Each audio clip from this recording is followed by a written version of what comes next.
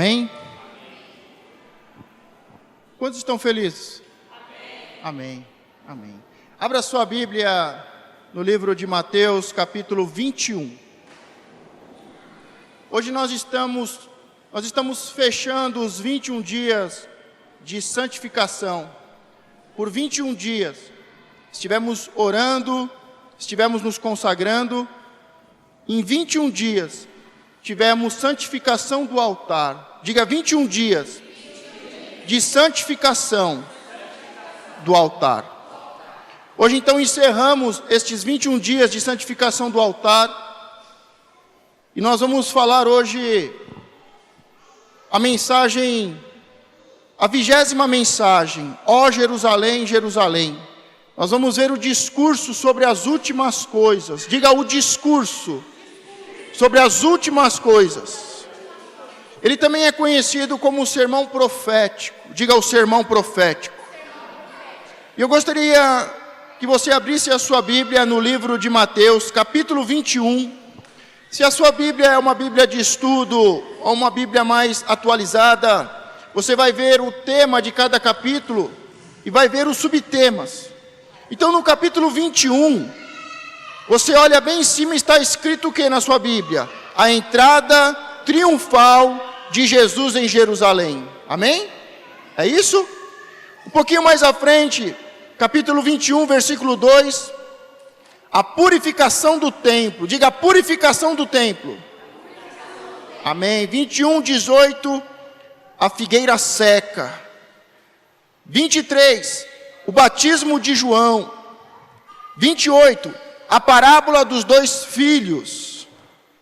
33, a parábola dos lavradores maus. Capítulo 22, a parábola das bodas. Capítulo 22, versículo 15, a questão do tributo. Amém? Versículo 34, o grande mandamento. Versículo 41, Cristo, o filho de Davi.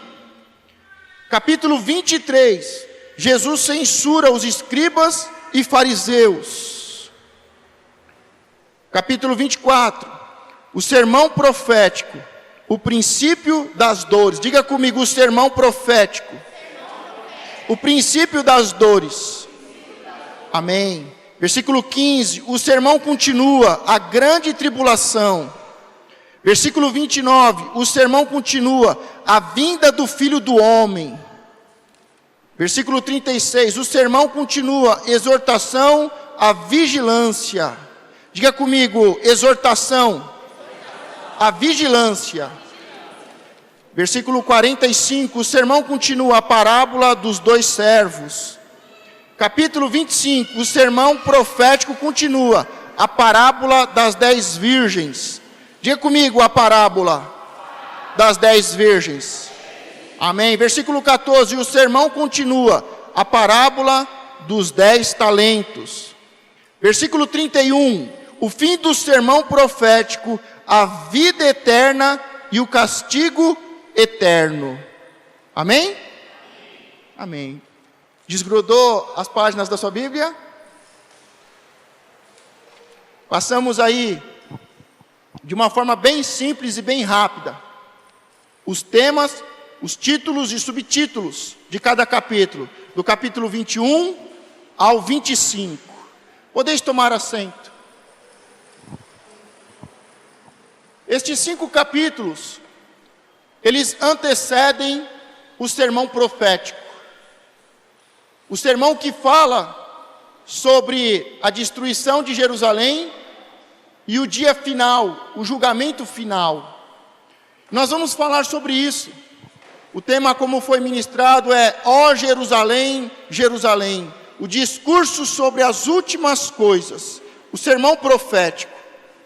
Quando nós estamos acompanhando os estudos sobre os 70 discípulos, Jesus passou os poucos dias entre a unção. Lembram da unção?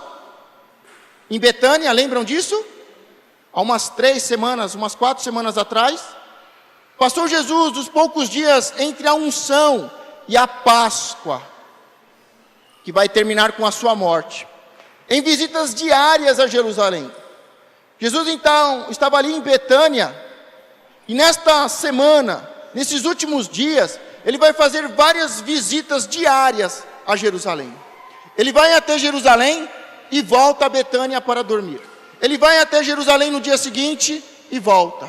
Durante esses dias, ele vai fazer várias visitas e ele vai ministrar muitas vezes em público e também muitas vezes só para os seus discípulos. Então são os últimos dias, mas são os últimos dias muito intensos. Jesus faz muitas mensagens, Jesus traz muitos sermões, muitos ensinamentos, Jesus fala com a multidão, Jesus fala com os seus discípulos, mas ao mesmo tempo, como sabemos, o seu coração está como?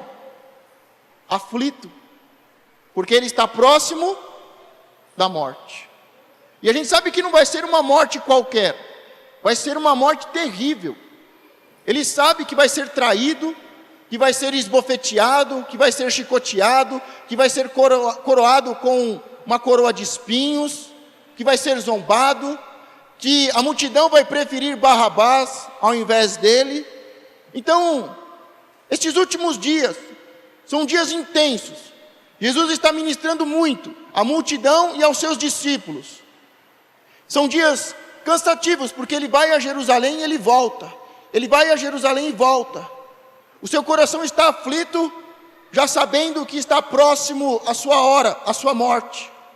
E quando passamos os textos do capítulo 21 ao 25, nós vemos que acontecem muitas discussões.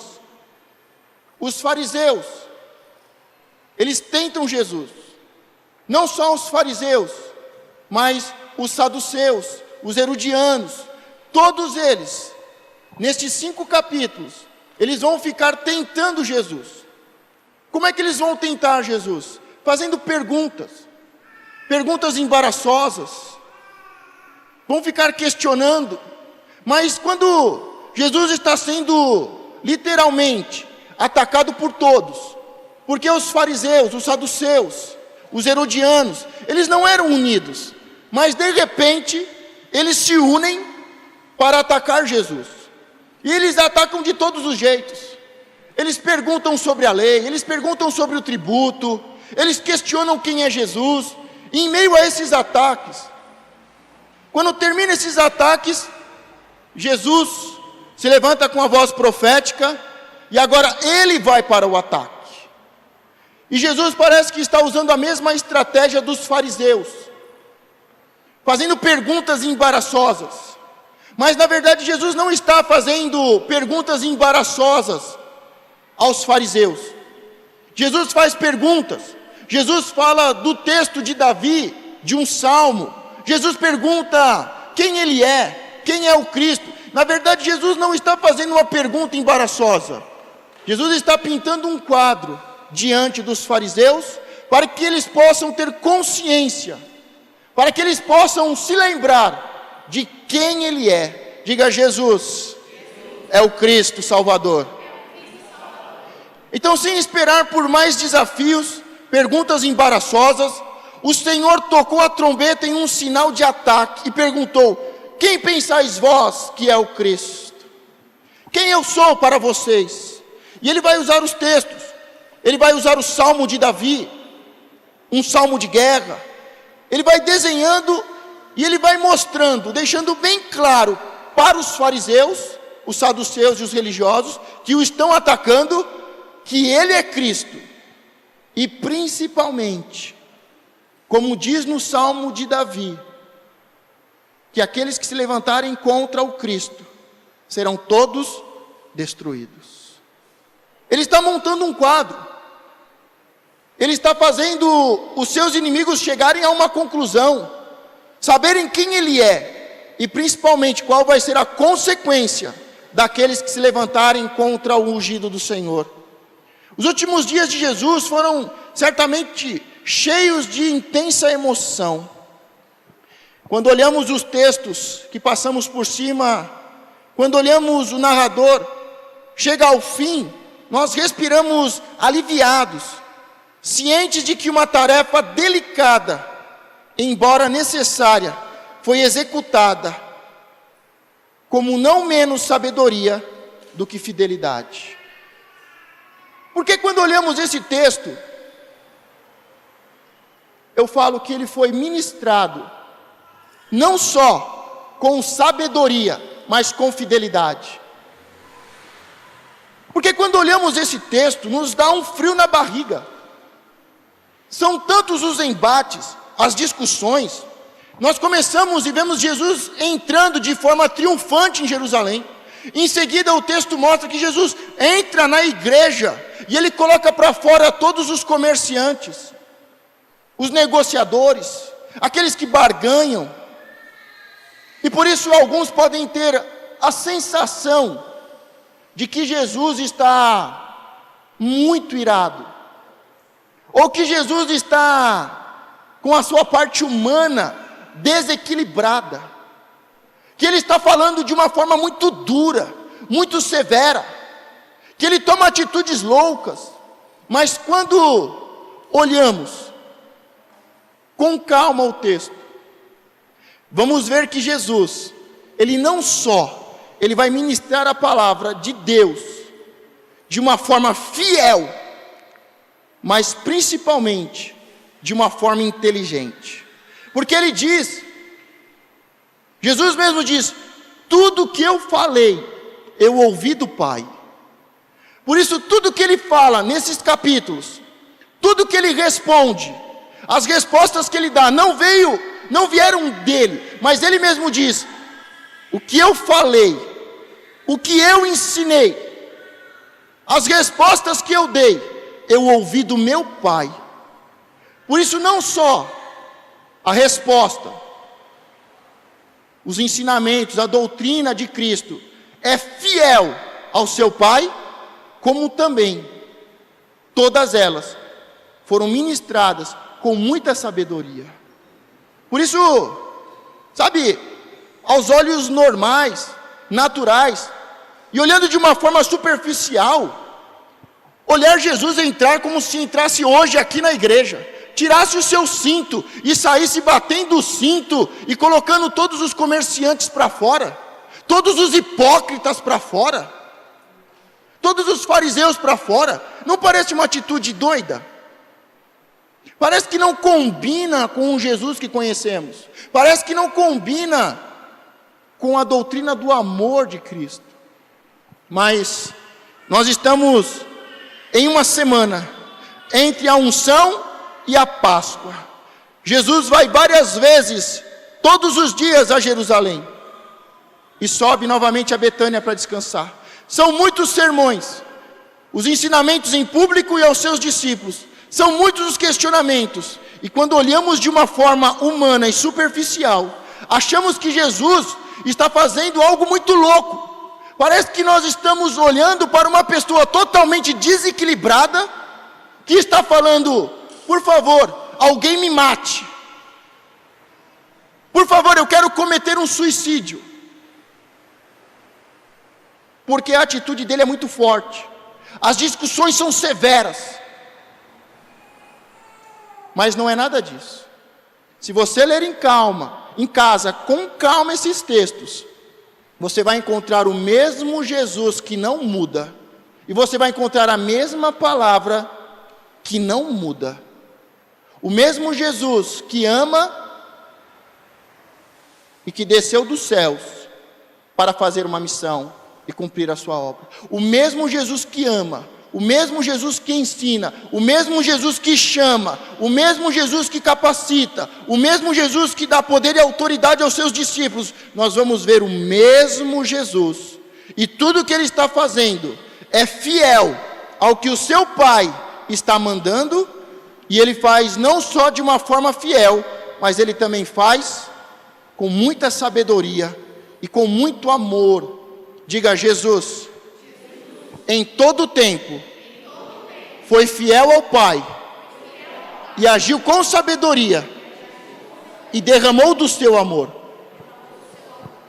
O seu aborrecimento pode ser profundo. Como eu falei, Jesus está cansado, Jesus está fatigado, Jesus está estressado por causa da sua morte, mas ele mantém o controle. O seu aborrecimento por causa dos ataques, pode ser profundo, mas também é sempre calmo. E agora eu lembro do texto que Jesus, ele desce do Sermão da Montanha, outro momento importante, delicado, e um pai o procura para expulsar o demônio do seu filho, e ele suspira, e a palavra diz que ele suspirou: até quando eu estarei contigo, geração incrédula? Nós vemos que ele está cansado novamente, ele está fatigado. Nós só suspiramos quando estamos, e ele suspira, ele busca alívio, porque tudo que ele vai fazer, tudo que ele vai falar, e a sua atitude, sempre vai refletir a fidelidade ao Pai. A fidelidade ao Pai, diga a fidelidade ao Pai. E sempre vai refletir uma atitude de sabedoria, de equilíbrio, de conhecimento e o amor. O objetivo direto do narrador não era expor os guias cegos. Eu vou te dar um exemplo agora, porque nós olhamos e costumamos ver o texto de um jeito. E agora eu vou ler o texto da forma correta, para que você veja que Jesus não está desequilibrado, que Jesus não está irado ao ponto de perder o controle e de ter feito uma besteira, mas tudo que ele fez foi em obediência e fidelidade ao Pai, em atitudes de sabedoria e derramando o amor. Quando nós vemos o texto dizendo que Jesus fala sobre os guias cegos de Israel, as pessoas costumam achar que Jesus está atacando os líderes. Quantos acham isso? Quando Jesus fala os guias cegos, nós achamos isso. Nós achamos que Jesus está falando com o fariseu, com o saduceu, com os herodianos, com os sacerdotes cegos, com os líderes cegos, que guiam o povo cego. Mas preste muita atenção, o propósito não é expor os guias cegos de Israel, os líderes cegos de Israel, mas guardar da desilusão as pessoas a quem eles estavam levando à ruína. Os destinatários formais da mensagem não eram os líderes do povo, mas o próprio povo. E é digno de observação, como o narrador foi cuidadosamente minucioso nas palavras que lhe entregou. Ele lhes disse, ele disse que ele não se opunha tanto ao ensino de seus guias cegos, mas à vida deles. Poderiam seguir seus preceitos, seus ensinamentos, com relevância, com relativa impunidade, mas seguir os exemplos daqueles homens seria fatal. Então Jesus, quando ele fala sobre os guias cegos, Jesus não está falando direto aos líderes cegos. Jesus está falando a uma grande multidão. É óbvio que no meio da grande multidão havia muitos líderes cegos. E Jesus, ele não tem dois discursos. Quando eu vou falar com os líderes cegos, aí eu pego mais leve. Ao invés de falar que eles são líderes cegos, eu falo que eles não enxergam tão bem. Não, Jesus não tem duas palavras. Jesus está ministrando ao povo. E no meio do povo, provavelmente, há alguns ou muitos líderes cegos. Mas o foco da mensagem dele não é os líderes cegos, é ensinar o povo. Ele não está falando para os cegos, os líderes cegos, abram os olhos, o que vocês estão fazendo é errado. Jesus não está atacando os líderes cegos, os religiosos. Jesus está ensinando o povo. Ele está falando, olha, os guias cegos, pode um guia cego conduzir outro cego? Se o guia é cego, ele vai te conduzir e vocês vão cair juntos. Então, em nenhum momento Jesus, nesse texto, por mais que ele está sendo atacado, por mais que ele está sendo pressionado, nós costumamos ler com os olhos errados. Porque ele não está ministrando para os guias cegos, para os líderes. Ele não está atacando os guias cegos. Ele está ensinando o povo. Olha, os guias cegos, eles vão conduzir vocês à ruína. E Jesus diz, olha, o que eles ensinam é certo. Vocês podem seguir o que eles ensinam. Agora vocês não podem andar com eles. E vocês não podem seguir os exemplos deles. Jesus não está atacando ninguém. Jesus está ensinando o povo. Mas quando nós lemos, podemos achar que Jesus entrou em competição, Jesus entrou em discussões, que Jesus está atacando os guias cegos. Mas pelo contrário, diga, o propósito de Cristo é me ensinar a caminhar. E para isso eu preciso ter visão, eu preciso ter um guia que tenha visão, que não só ensine a verdade, mas tenha uma vida de verdade, que viva a palavra de Deus no seu dia a dia. Hoje temos muitos guias cegos, e o que eles ensinam é a palavra de Deus. Você pode ouvir a palavra de Deus vinda de qualquer um, como Jesus falou. O que você não pode é andar com ele. O que você não pode é ser guiado por ele, porque senão você vai cair no precipício. O que você não pode é ter uma vida como ele tem uma vida. Mas as melhores indicações de todos em relação ao espírito do narrador é a maneira como o seu discurso termina. Quando vamos vendo o texto, ele termina dizendo, ó Jerusalém, Jerusalém, que é o tema da mensagem de hoje. Por que que ele fala, ó Jerusalém, Jerusalém? Porque ele fala, ó Jerusalém, Jerusalém, vocês que matam os profetas, vocês que apedrejam os profetas, ó Jerusalém, Jerusalém, se vocês tivessem aberto os ouvidos para ouvir a voz do profeta, a palavra profética, ó Jerusalém, Jerusalém, se vocês tivessem recebido a mim, o Cristo, vocês não seriam destruídos. Por isso, o texto termina com muito amor. Jesus está olhando Jerusalém. Jesus está olhando o templo. Jesus está olhando a cidade de Davi. Jesus está olhando a cidade da paz, que vai ser destruída. E ele olha, e ele termina todo esse processo, todo esse ensinamento. Como foi dito, são os últimos dias, são muitas as viagens, é muito trabalho, muitas mensagens, o ensinamento do povo, o ensinamento dos discípulos.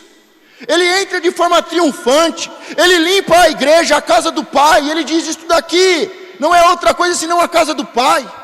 Ele é atacado, ele é acusado, fazem perguntas embaraçosas, e por mais que ele esteja em uma situação difícil, ele mantém a calma, ele mantém a sabedoria, ele mantém a fidelidade ao Pai, ele mantém o amor ao povo, e ele termina, ó Jerusalém, Jerusalém, que mata os profetas, se vocês tivessem me recebido, vocês não seriam destruídos.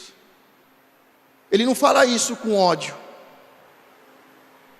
ele fala isso com amor, com pena, porque foi perdida uma oportunidade, a última oportunidade, porque a parábola diz que o pai do terreno, enviou muitos servos, enviou profetas, e por último enviou o seu filho, e o povo matou os servos, o povo matou os profetas, e por último agora vamos ver o povo matar o próprio Filho de Deus. Mas Jesus termina todo esse processo, dizendo, ó Jerusalém, Jerusalém, que mata os profetas, se tivessem me recebido, não seriam destruídos. Isto não é uma frase, isto não é uma atitude de alguém que ama, não é uma atitude de quem está equilibrado, com alguém que está preocupado com o povo. Diga, ó Jerusalém, Jerusalém, que mata os profetas, se tivessem recebido a Cristo, não teriam sido destruídos. Porque Jesus está próximo de entregar a sua vida, mas Jesus enxerga muito além. E Ele sabe que poucos anos depois, algumas décadas depois, a cidade de Jerusalém, a cidade da paz e o templo de Salomão serão totalmente destruídos. Por isso que ele diz: ó Jerusalém, Jerusalém, que mata os profetas, se tivessem me recebido, não seriam destruídos daqui a alguns anos.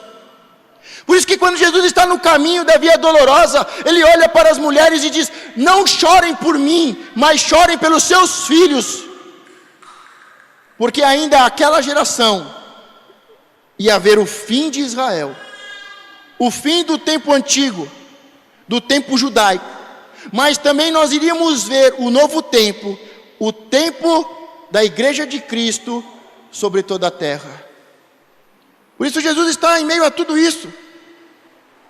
Suas últimas palavras para o povo de Jerusalém foram: declaro-vos, pois, que desde agora já não me vereis mais, até que venhais a dizer: bendito que vem em nome do Senhor. Jesus termina falando sobre ó Jerusalém, Jerusalém, que mata os profetas. Ele termina dizendo: vocês não vão mais me ver. Vocês só vão me ver agora quando eu enviar uma pessoa e vocês disserem: bendito é aquele que vem em nome do Senhor.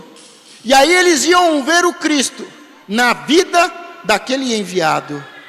Diga: o Senhor quer se apresentar, quer se manifestar no meio do povo. Com um estado de espírito muito solene e triste por admirarem a mera arquitetura, o Senhor lhes respondeu no espírito de um profeta: não vedes tudo isto? Em verdade vos digo que não ficará aqui pedra sobre pedra que não seja derribada. Aqui Jesus está em um dos dias saindo de Jerusalém e voltando a Betânia. E quando eles estão no caminho, que eles começam a se retirar de Jerusalém, os discípulos olham para trás e ficam admirados. E eles ficam admirados não é à toa, porque ali está construído ou reconstruído o templo de Salomão, uma das grandes maravilhas, das 7 maravilhas da antiguidade. E os discípulos olham para os muros, os discípulos olham para aquele grande templo, onde as nações iam e subiam àquele lugar para conhecer o templo de Salomão. Os discípulos olham e ficam admirados. O problema é quando os discípulos só possuem uma visão limitada e natural. Enquanto os discípulos olham para o templo, uma das 7 maravilhas da antiguidade, e eles ficam admirados, eles só olham as pedras. Jesus, ele consegue olhar o que está acontecendo dentro do templo. E o templo, que era a casa do Pai, tinha se tornado um covil de ladrões. E Jesus, não só olhando as pedras, mas olhando com uma visão profética, ele diz: não vai ficar pedra sobre pedra. Mas Jesus fala isso com uma tristeza no coração. Ele não está falando de qualquer coisa, ele está falando da casa do seu Pai, da casa de oração.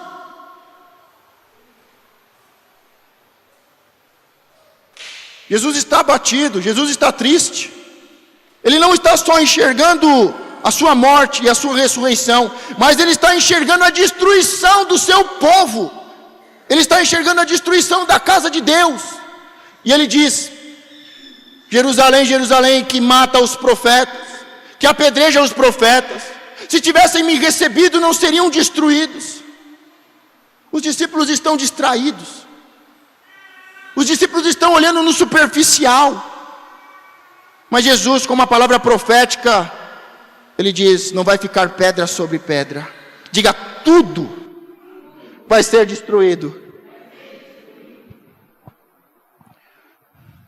Os discípulos veem as pedras bonitas. Jesus vê a profanação no interior. Os discípulos pensam apenas no presente. Jesus olha além, para um destino que se aproxima, terrível de completar-se. Mas sem dúvida também olha para trás, para a longa e variável história pela qual a casa de Deus passou. Ela estava vulnerável e agora está poluída.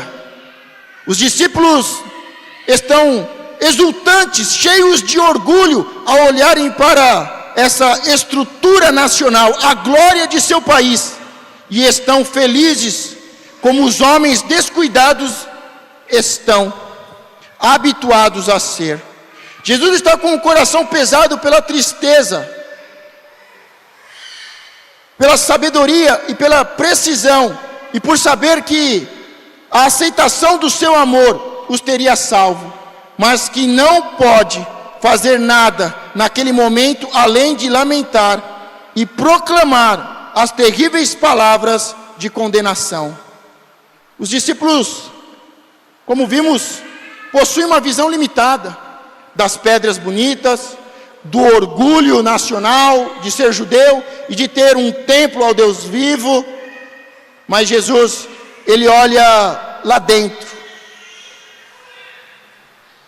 e ele está triste, porque se tivessem recebido, se tivessem amado a Cristo, não seriam destruídos.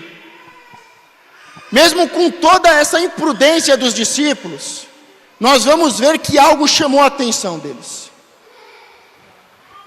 Jesus está próximo da Páscoa, Jesus está sendo atacado, Jesus se defende de uma forma fiel, inteligente e amorosa.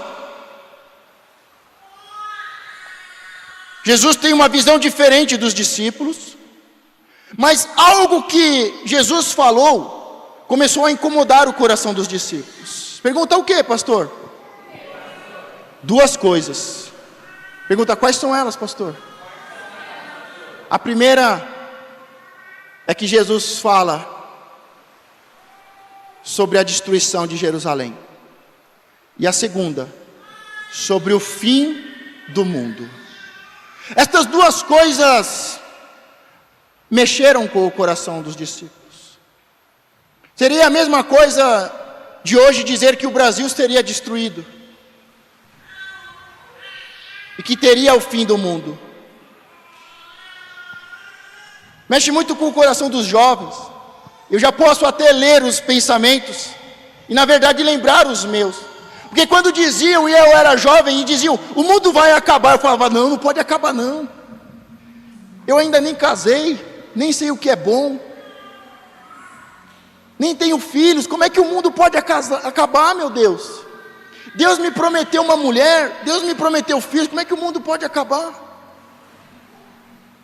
Essas coisas mexem com o nosso coração. Jesus deixa bem claro que Jerusalém seria destruída, não ficaria pedra sobre pedra, e que haveria o fim do mundo. Quando Jerusalém seria destruída? Pergunta, quando Jerusalém seria destruída? Quais seriam os sinais de sua vinda e do fim do mundo? Diga comigo, quais seriam os sinais de sua vinda e do fim do mundo? Duas perguntas importantes, em que os discípulos fizeram depois a Jesus. Depois de tudo isso que estamos vendo, mesmo os discípulos distraídos e tendo uma visão superficial, depois os discípulos procuram Jesus e querem saber a resposta. Quando é, Jesus, que Jerusalém será destruída? Quais serão os sinais do fim do mundo e da sua vinda? Na realidade, os julgamentos de Jerusalém e do mundo em geral deveriam estar separados por um longo intervalo. Portanto, Jesus tratou as duas coisas distintamente em seu discurso profético e deu respostas separadas para as duas perguntas. Então, as duas coisas são duas coisas separadas. A destruição de Jerusalém é uma coisa, e os sinais dos fins do tempo e da vinda de Cristo é outra coisa. Então a primeira coisa que Jesus procurou fazer é separar o assunto. São duas perguntas. Jesus vai tratar cada pergunta de uma forma específica. Quais seriam os sinais de sua vinda e do fim do mundo? Quantos acreditam que o fim do mundo está próximo? Basta uma tempestade. Condomínio vizinho do nosso, onde eu moro, aconteceu algo terrível, o muro caiu, entrou água alagou todo o estacionamento, praticamente metade dos carros ficaram cobertos com água, todos os apartamentos do primeiro andar do térreo ficaram alagados, perderam tudo. Toda vez que acontece algo terrível, logo nos adiantamos e falamos: o fim está próximo.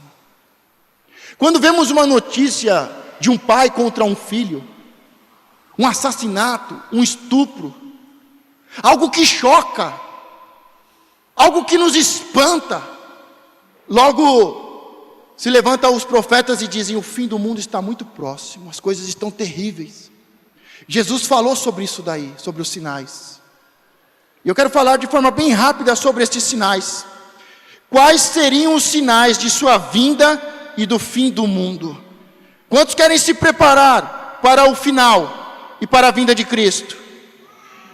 Então você que quer, precisa saber quais são os sinais. Ele não fixa uma data, mas deu um fato comum: os sinais. O fim não virá até que tais e tais coisas tenham acontecido. Então, primeira coisa, Jesus não estabeleceu uma data. Quando se levanta um profeta e diz: tal dia e tal hora o Senhor vai voltar, é o fim do mundo, já está errado. Diga: está errado. Eu não conheço nenhum que até hoje acertou. Nenhum acertou até hoje. E ó que tem muitos. Muitos. Quando você entra lá na internet, no Google, e coloca profetas que anunciaram o fim do... tem um monte. Todos eles erraram. Então a primeira coisa, para você entender os sinais do fim, a volta de Cristo para buscar a sua igreja, é que não existe uma data fixa. Não existe uma data. Mas o que nós temos são os sinais. O primeiro, em seguida o Senhor especifica 6 antecedentes do fim em sucessão, sendo o primeiro, então são 6 sinais. O primeiro, o aparecimento dos falsos cristãos. Sobre isso, ele assegurou aos seus discípulos que haveria muitos enganando a muitos. Então o primeiro sinal de que os fins, que Jesus está chegando, que é chegado o fim, é que muitos enganarão a muitos. Diga: haverá muitos falsos profetas. Aí as pessoas falam: então é agora, né, pastor? Porque o que tem de falso profeta? Vamos ver. Mas o primeiro sinal é os falsos profetas. Diga: o primeiro sinal são os falsos profetas. Vamos para o segundo sinal. O segundo antecedente seria guerras e rumores de guerras. Este segundo sinal seria acompanhado por um terceiro. Então qual é o primeiro? Diga: falsos profetas. Qual que é o segundo sinal? Guerras, rumores de guerra.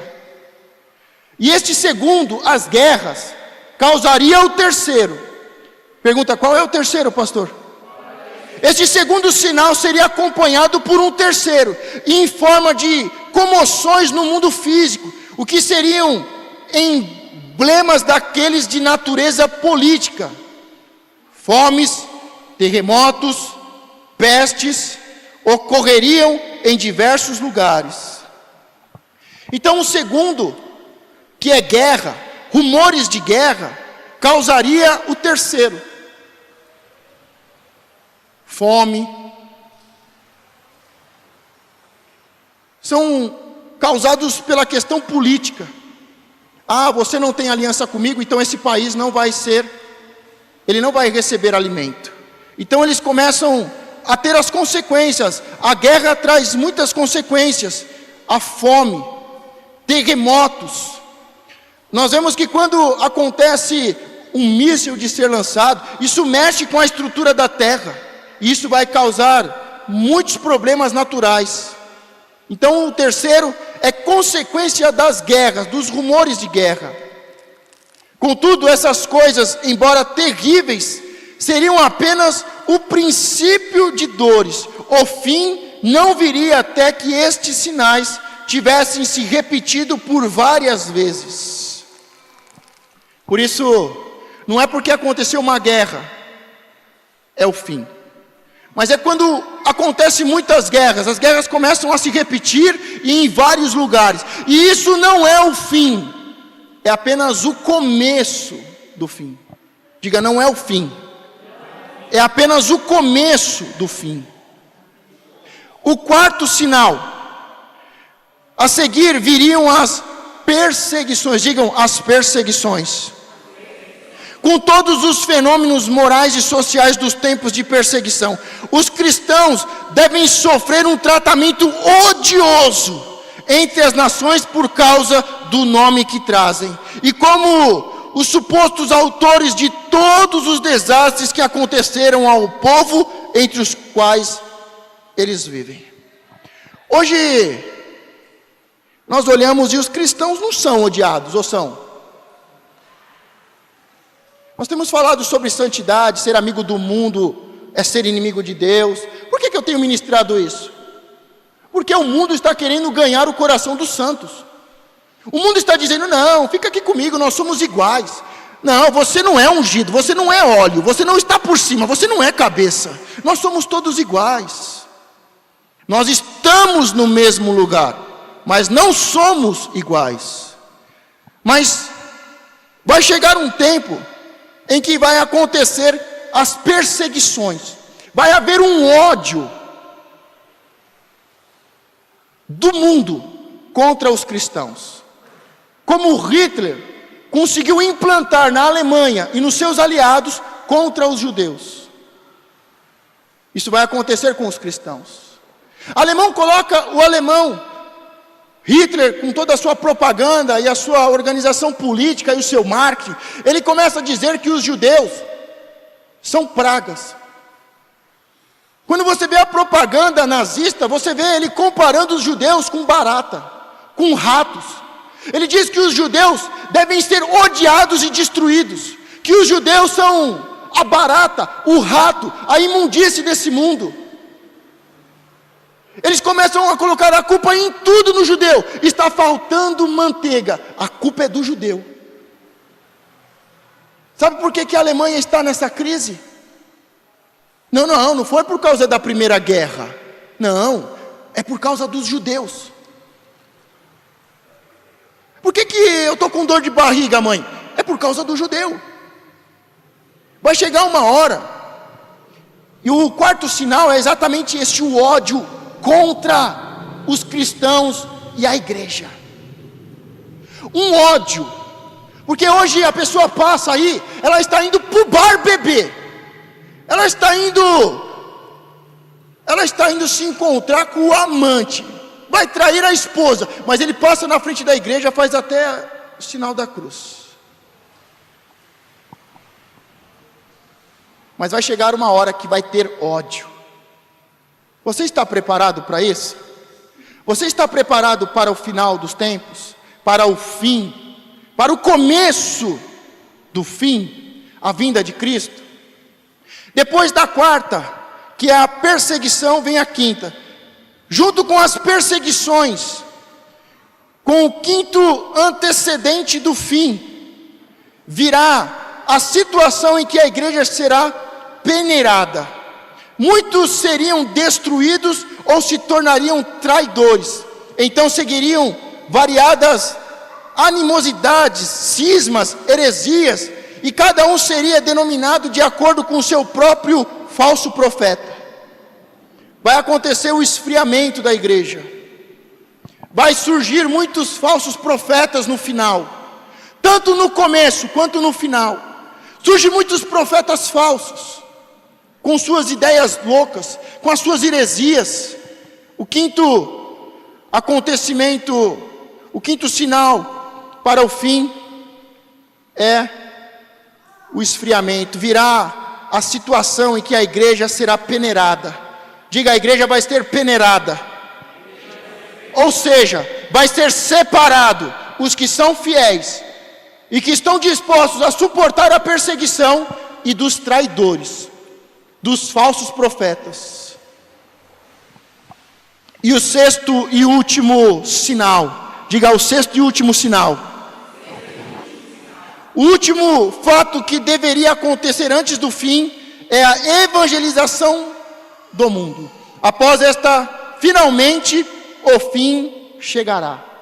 Então, para que haja o fim completo, o começo do fim é que vai haver uma grande evangelização a nível mundial. Mas eu quero que você entenda que evangelização não é simplesmente falar a palavra de Deus, mas é quando há uma palavra de impacto que muda o comportamento das pessoas.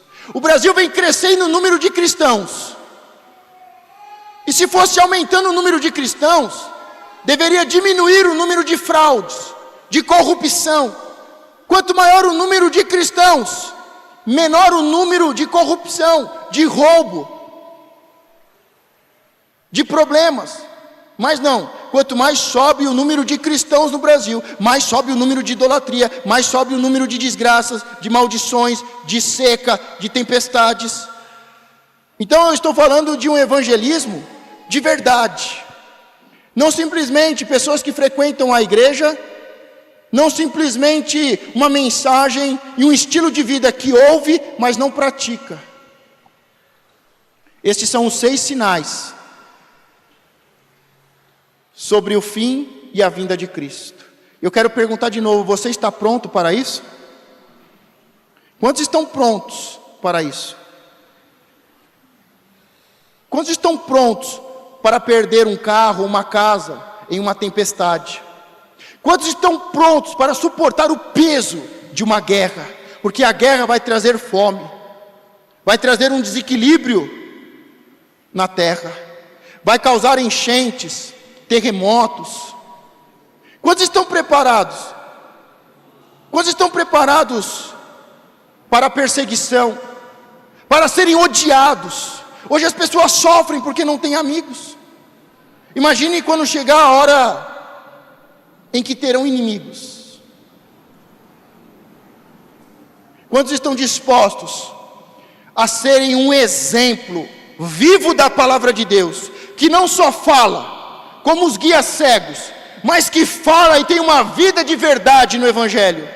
Quantos estão dispostos ao 6º sinal, de ser um evangelista, um ganhador de alma de verdade, não um guia cego, como muitos pais? Filho, não fuma não porque faz mal, viu? Ó filho, isso aqui ó, cerveja, viu?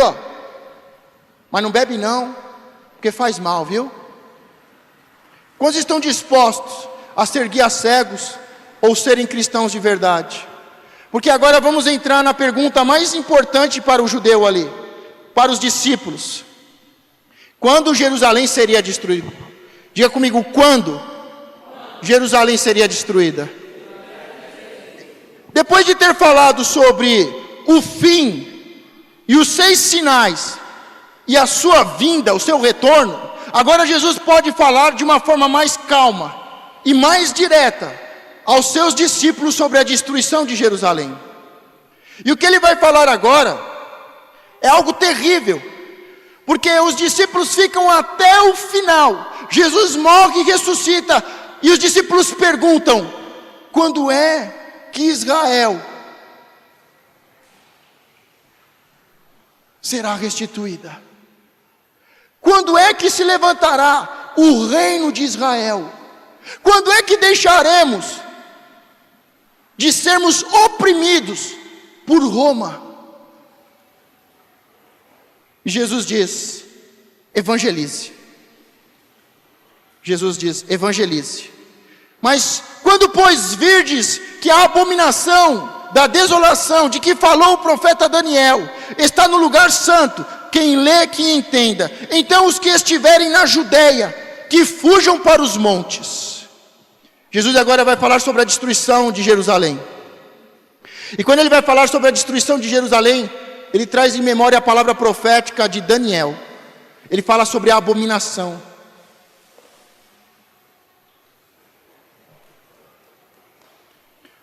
E um dos símbolos do Império Romano, principalmente do exército, é uma ave.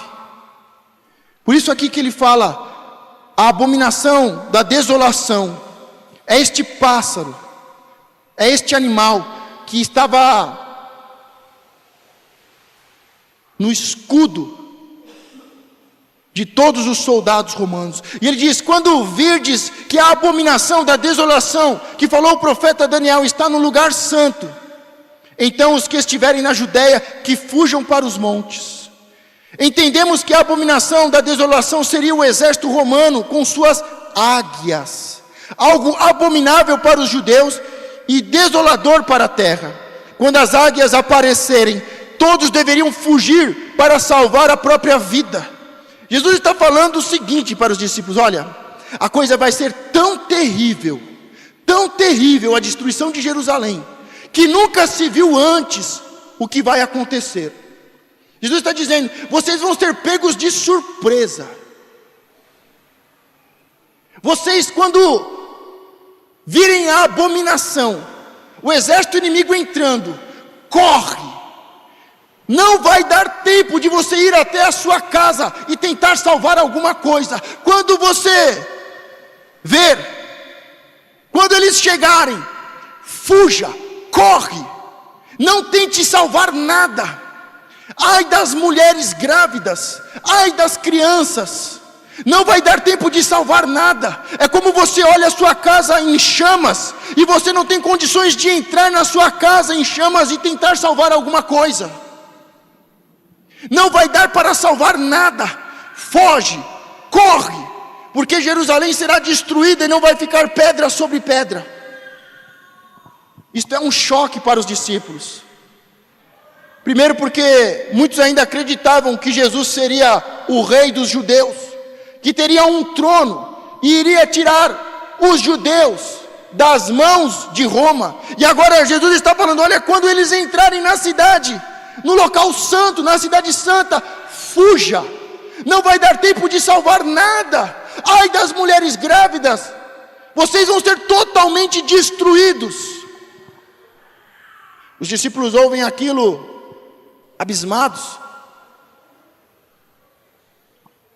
E Jesus ainda fala: olha, tomara que não seja nos dias de frio, porque vocês vão ter que correr para as montanhas, e se tiver muito frio, vocês não vão ter um cobertor, vocês não vão ter um agasalho. Jesus diz: a destruição vai ser tão feia, que vocês devem correr, e não devem levar e tentar salvar nada. E ele diz: tomara que não seja no inverno, tomara que não seja num dia sábado, num dia sagrado, num dia de descanso. Jesus está dizendo: não vai adiantar vocês lutarem, não vai adiantar ter homens corajosos e homens valentes, a destruição vai ser total. Depois de dar este breve panorama dos dias terríveis que se aproximavam, intoleráveis para os homens mortais, se não fosse abreviado por causa dos escolhidos, Jesus diz ainda: olha, o tempo vai ser abreviado, porque senão muitos não vão aguentar e não vão suportar. Mas novamente Jesus, ele frisa aos seus discípulos, ele destaca, mas ele diz: olha, não é o fim. Quando Jerusalém for destruída, não é o fim. Diga: é o começo. E os discípulos ouviram isso. E hoje nós sabemos, quando lemos a parábola da figueira, e Jesus amaldiçoa a figueira seca, é exatamente isso que vai acontecer com Jerusalém. A figueira representa Jerusalém, é um tipo, é um símbolo de Jerusalém. E quando ele amaldiçoa e a figueira seca, é isso que ele está dizendo: Jerusalém vai ser destruída e não vai dar mais frutos, não vai ficar pedra sobre pedra. Mas algo muito interessante, na parábola da figueira, não na figueira que Jesus secou, mas na parábola, é que na parábola nós vamos entender o que uma coisa está ligada à outra. O que a destruição de Jerusalém e os 6 sinais do começo do fim e a vinda de Cristo tem a ver. Porque quando lemos a parábola da figueira, achamos que tudo vai acontecer de uma vez, mas não. O ponto principal da parábola reside na comparação dos sinais dos tempos com os primeiros brotos da figueira. Esta comparação implica que o juízo final não é o que está às portas de acontecer. O último dia e a época é a época da colheita. Diga, o último dia é a época da colheita. Amém. Mas nos primeiros brotos do início do verão até a colheita, há um longo intervalo. Quando Jesus fala sobre a figueira, nós podemos ilustrar da seguinte forma: quando começa a surgir os primeiros brotos, quando ele fala dos primeiros brotos, ele está falando sobre a destruição de Jerusalém. Começa a aparecer os frutos, mas até o fruto crescer, até o fruto amadurecer e até ele ser colhido, há um período, há uma estação. E é isso que ele está falando: olha, quando Jerusalém for destruída, é os primeiros brotos, é os primeiros frutos. E o fim vai ser quando eu colher os frutos. Por isso, as duas coisas são bem separadas e bem diferentes. A destruição de Jerusalém marca o fim do período judaico, mas o começo da era cristã. E marca o começo, os primeiros brotos, quando a árvore começa a se levantar, quando a árvore começa a germinar, quando começa a surgir os primeiros frutos. É ali que começa os 6 sinais do fim do tempo.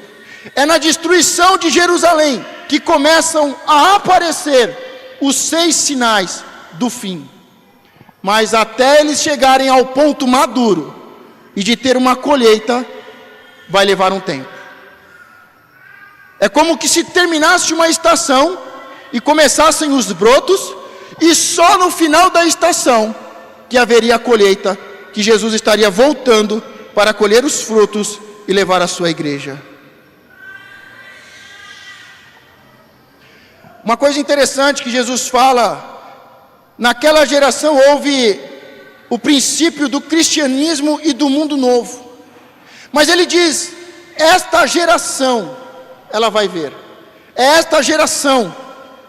Ele diz: não passará esta geração em que isto aconteça. Não passará esta geração sem que todas estas coisas aconteçam. O Senhor Jesus Cristo não quis dizer que a geração que vivia naquela época estaria no fim, mas que naquela geração todas as coisas que foram o estágio inicial do desenvolvimento iriam aparecer. Então todos que estavam ali em Jerusalém, aquela geração que conheceu Jesus, que ouviu a mensagem do Cristo, que viu Cristo ser crucificado, aquela geração, ela ia ver o início. Não passará esta geração sem que todas estas coisas aconteçam. Mas todas estas coisas aconteçam no sentido de que vai começar. Os brotos da maioria dos tópicos relacionados à história da igreja aparecem naquela época. A pregação do evangelho, as tendências anticristãs, as perseguições, heresias, cismas e apostasias, o esfriamento dos cristãos. Todas estas coisas, porém, tinham de crescer e atingir o ápice antes que viesse o fim. Nenhum homem poderia dizer quanto tempo o desenvolvimento levará. Então pergunta, pastor, quando é que vai ser o fim? Eu não sei se vai ser na virada do ano. Eu não sei se vai ser no meio do ano que vem. Eu não sei se vai demorar 10 anos. Fazendo um cálculo muito básico, para que o mundo todo seja evangelizado de verdade, não demoraria menos do que 200 anos, que é o último sinal, que o mundo todo seja evangelizado. Agora, se eu não sei se vai ser dia 31, se vai ser no ano de 2016, se vai ser daqui 10 ou 200 anos, pergunto o que eu devo fazer, pastor? E é nisso que nós vamos terminar. 2 lições. Primeiro, a lição para os 12 era que eles poderiam tirar de seus pensamentos todas as esperanças otimistas de uma restauração do reino de Israel. Não deveriam esperar pela reconstrução, mas pela dissolução, dispersão, e era o destino melancólico de Israel, a total destruição. A segunda lição, a lição geral para todos os discípulos, para todos nós, é vigiar, pois porque não sabemos quando virá o Senhor da casa. Diga, eu não sei quando Ele vem. Então o que eu faço? O que eu devo fazer? Eu vou falar o que Jesus instrui, o que eu procuro fazer, e espero que seja o que você vai fazer. Porque em uma das parábolas, a parábola das 10 virgens, sabem a parábola das 10 virgens? Familiar a todos e repleta de instruções, nos ensina essa lição peculiar, de que a vigiar não implica em uma ansiedade interrupta, em pensamentos constantes a respeito do futuro, mas uma atenção tranquila, uma atenção firme ao dever atual. Não fique paranoico quando é que o mundo vai acabar. Não fique ouvindo os falsos profetas. Não fique indo atrás de datas, de heresias. A parábola das 10 virgens nos traz um grande ensinamento. Quantas virgens? Quantas loucas? Quantas loucas? Diga 5. Quantas prudentes? Então Jesus fala que há 10 virgens. Diga 10 santos. Virgindade não é virgindade natural. Ele está falando de virgindade, santidade. Aqueles que não se prostituem, mas estão esperando o noivo, estão esperando a Cristo. Então ele fala de 10 virgens, de 10 santos, de 10 igrejas santas, de 10 nações santas. Diga, todas elas são santas, mas 5 são loucas. E 5 são prudentes. Diga, tem muita gente louca, mas também tem muita gente prudente. E diz que a hora se passou, porque eu estou ministrando hoje sobre a destruição de Jerusalém. Ó Jerusalém, Jerusalém, que mata os profetas, que apedreja os profetas, que não receberam o Cristo e por isso serão destruídos. Eu estou falando, ó Jerusalém, Jerusalém, a destruição de Jerusalém e o fim. Amanhã você não vai mais lembrar do fim. Diga, é normal, pastor. Eu vou estar pensando na virada do ano. Eu também. A Bíblia diz que eram 10 virgens, 5 loucas e 5 prudentes. E aqui está a diferença de como você deve viver a sua vida, esperando o fim. Qual é o problema das loucas? Diga, não tinham azeite. Os loucos não têm a palavra. Os loucos não vivem a palavra. Os loucos não têm azeite, não têm luz, não têm santidade, não têm unção.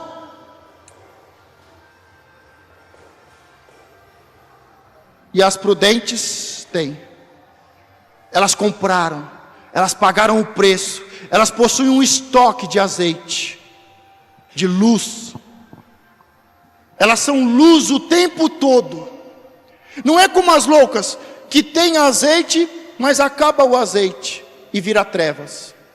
Não, as inteligentes e as prudentes sempre têm azeite, sempre são luz, sempre tem no seu estoque, dentro delas, um estoque de azeite para ser luz para este mundo. Então a diferença é essa: 10 virgens que estão esperando o Cristo, mas 5 são sábias prudentes e 5 são loucas. As loucas não estão preparadas, e os prudentes estão preparados. Mas diz a palavra que a hora passou, que nem eu falei, a hora passou. Amanhã você esquece, tem a virada do ano, logo logo é carnaval, o Brasil não funciona antes do carnaval, e você vai esquecer do fim do tempo. A Bíblia diz que as 10 dormiram. Diga, as 10 dormiram. Elas cochilaram, elas pararam de vigiar.